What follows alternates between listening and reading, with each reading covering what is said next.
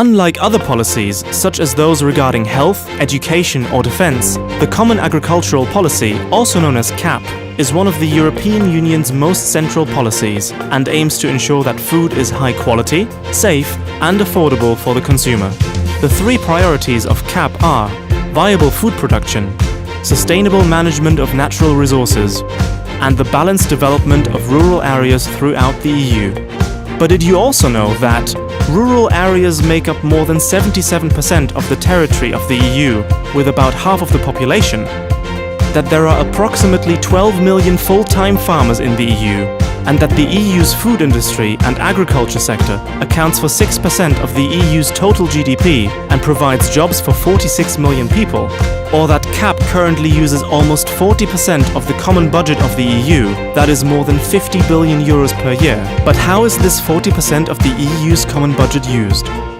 As income support for farmers and assistance for complying with sustainable agricultural practices, in market support for the stabilization of markets, and via rural development measures. Why do we have to support agriculture? Farmers' investments always depend on economic, health and weather conditions that are beyond their control, which makes them vulnerable. Supporting farmers' incomes ensures food production throughout the EU and pays for the provision of public benefits which have no market value, for example environmental protection, animal welfare, or safe and high-quality food, just to name a few.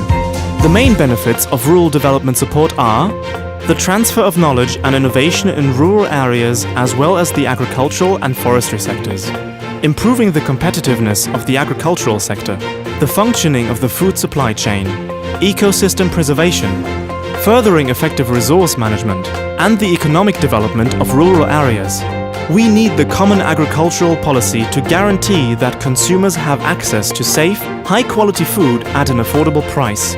To be more prepared for future crises, we have to pay more attention to risk management in shaping the future of CAP.